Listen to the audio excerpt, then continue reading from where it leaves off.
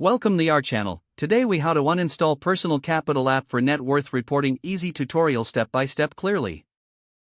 To uninstall the Personal Capital app from your device, start by locating the app on your home screen.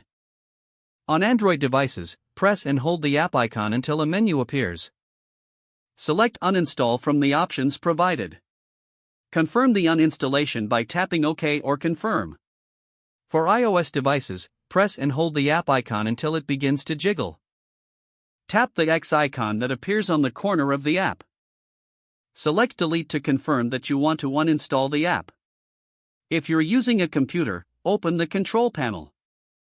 Click on Programs, then select Programs and Features. Find the Personal Capital app in the list of installed programs. Right-click on the app and choose Uninstall. Follow the on-screen prompts to complete the uninstallation process. Once uninstalled, ensure that you check for any leftover files or data, if necessary. You can also clear your browser history if you accessed Personal Capital through a web browser. And that's it. You have successfully uninstalled the Personal Capital app. If the page does not load, refresh the browser or try again in a private or incognito window. Make sure you are using the correct email address, then retype it carefully to avoid small typos. If your password is not accepted, use the reset option and create a new strong password you can remember. Check your spam folder for verification or security emails, then complete any requested confirmation steps.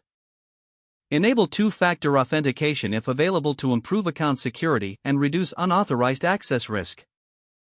After signing in, review your profile details so your contact information and settings are accurate and current. If you see an error message, note it down and try again after restarting your device and internet connection. Log out when you finish, especially on shared devices, to keep your account and payment information secure.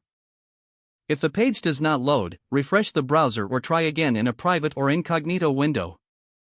Make sure you are using the correct email address, then retype it carefully to avoid small typos. If your password is not accepted, use the reset option and create a new strong password you can remember. Check your spam folder for verification or security emails, then complete any requested confirmation steps. Enable two-factor authentication if available to improve account security and reduce unauthorized access risk. After signing in, review your profile details so your contact information and settings are accurate and current. If you see an error message, note it down and try again after restarting your device and internet connection. Don't forget to like this video and subscribe to our channel for more step-by-step tech guides.